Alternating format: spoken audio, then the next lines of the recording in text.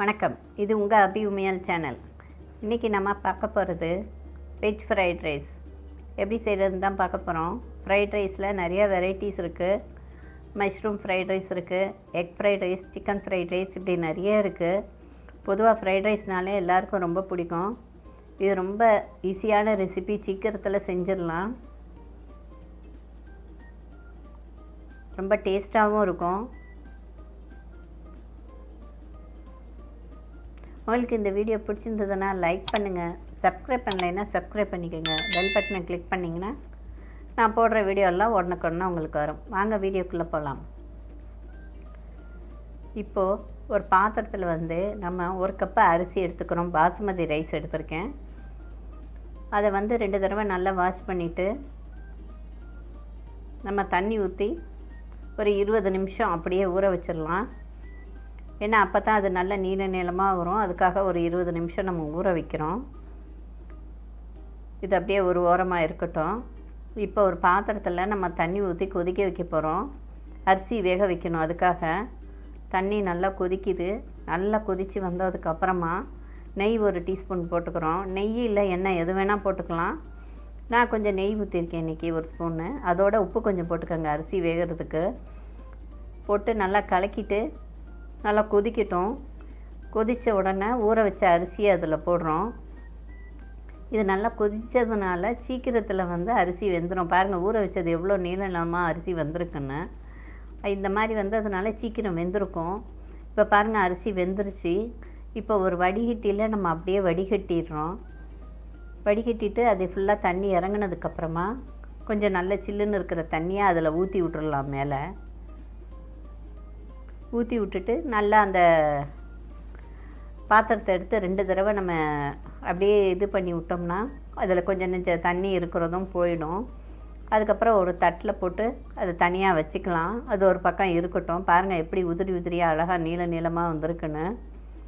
இது இருக்கட்டும் ஒரு பக்கம். இப்போ ஒரு பேனில் நான் 2 டேபிள் ஸ்பூன் நெய் ஊற்றியிருக்கேன். அதுக்கப்புறம் பூண்டு ஒரு 6 பெருசாக இருந்தது, அதனால் 6 எடுத்து இந்த மாதிரி பொடிசாக கட் பண்ணிக்கிட்டேன். வெங்காயம் ஒரு சின்ன வெங்காயம் எடுத்துகிட்டு அதையும் பொடிசாக கட் பண்ணி எடுத்துக்கிட்டேன். முதல்ல பூண்டு போட்டு லேசாக வதங்கினதுக்கப்புறம் நம்ம நறுக்கி வச்சுருக்கிற வெங்காயத்தை போட்டுக்கலாம். அதில் ரெண்டையும் கொஞ்சம் நல்லா வதக்கிக்கலாம்.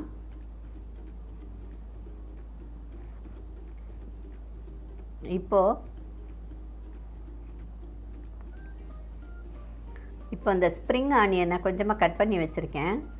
அதை கொஞ்சம் அதில் போட்டு அதையும் நல்லா வதக்கிக்கலாம்.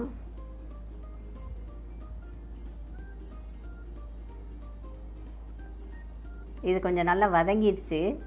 இப்போ கேரட்டு அது கொஞ்சமாக கட் பண்ணி வச்சுருக்கேன். கேரட்டு கொஞ்சம் போட்டுக்கிறோம். அதுக்கப்புறம் கோஸ் கொஞ்சம் கட் பண்ணி போட்டிருக்கேன். அதுக்கப்புறம் கேப்சிகம் அது கொஞ்சம் போட்டிருக்கேன். பீன்ஸ் கொஞ்சம். இதோட நீங்கள் நமக்கு பட்டாணி இருந்தால் பட்டாணி போட்டுக்கலாம். இதெல்லாம் போட்டுட்டு நல்லா வதக்கி விட்டுக்கணும். இது தண்ணிக்குன்னு விடக்கூடாது, மூடியும் போடக்கூடாது. உப்பு போட்டுக்கோங்க. உப்பு போட்டு நல்லா வதக்கிக்குங்க. அது நல்லா நீங்கள் நல்லா பொடிசாக நறுக்குனிங்கன்னா சீக்கிரம் வெந்துடும். அதுக்காக தான் நல்லா பொடிசாக நறுக்கிக்கிறது. இது நல்லா வதங்கிடுச்சு. இப்போ இது நடுவில் நம்ம கொஞ்சமாக சோயா சாஸ் ஊற்ற போகிறோம். ஃப்ரைட் ரைஸ்னாலே அதுதான் ஊற்றணும். அது ஒரு 2 டீஸ்பூன் சோயா சாஸ் ஊற்றிக்கிறோம். அதே மாதிரி வினிகர் அது 1 ஸ்பூன் ஊற்றிக்கிறோம். போட்டுட்டு நல்லா கிளறி விட்டுக்கோங்க. அது எல்லா பக்கமும் சேர்கிற மாதிரி கிளறி விட்டுக்கணும். பாருங்கள், நல்லா வதங்கிடுச்சு. காய் எல்லாமே நல்லாவே வதங்கிடுச்சு. இப்போ நம்ம அந்த வேக வச்ச அரிசியை இதில் போட்டுடுறோம்.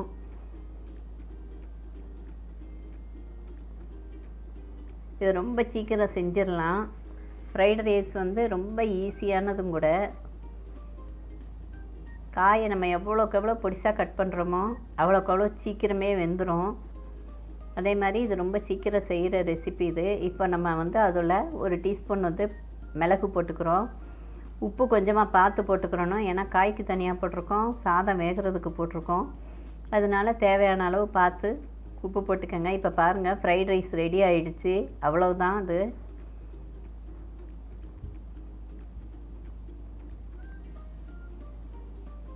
பாருங்கள் பார்க்குறதுக்கே எவ்வளோ நல்லா இருக்குது, நல்லா வந்திருக்கு.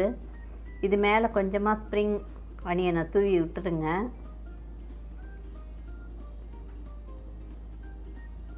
பார்க்கவே நல்லா கலர்ஃபுல்லாக இருக்குது. இதோட இன்றைக்கி நான் வந்து சாஸ் வச்சுருக்கேன்.